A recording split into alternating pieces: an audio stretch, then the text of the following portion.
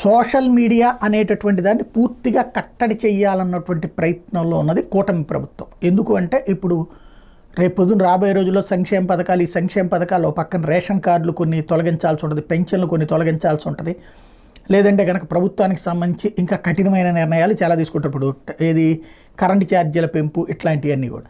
ఇవన్నిటి మీద నెగిటివ్ మాట్లాడితే కనుక ఎక్కడ మాట్లాడగలుగుతాం? బయట మాట్లాడుకుంటే వాళ్ళకేం నష్టం లేదు. సోషల్ మీడియాలో మాట్లాడితే చర్చ నడుస్తుంది. సోషల్ మీడియా అనేది ఒకటికి 10 మందిని 100 మందిని ఇన్ఫ్లుయెన్స్ చేస్తుంది. కాబట్టి అక్కడ కొట్టాలి అంటే సోషల్ మీడియాలో గతంలో వీళ్ళే వేసినటువంటి కేసుల వలన అరెస్టులు చేయొద్దని కేవలం 41 నోటీసులు ఇవ్వమని మాత్రమే కోర్టులు ఆదేశించింది. కాబట్టి ఇప్పుడు ఏదో ఒక వేరే విధమైనటువంటి కేసులు, ఏది మమ్మల్ని ఎట్లా అన్నారు, మమ్మల్ని అట్ట తిట్టారు, ఇట్లాంటి పేర్లతో కేసులు పెట్టడం అన్నటువంటిది రాష్ట్ర వ్యాప్తంగా జరుగుతుంది. అందులో వర్మ ఓ సినిమా తీశాడు, ఇప్పుడు జగన్ మీద కూడా ఓ సినిమా తీశారు కదా.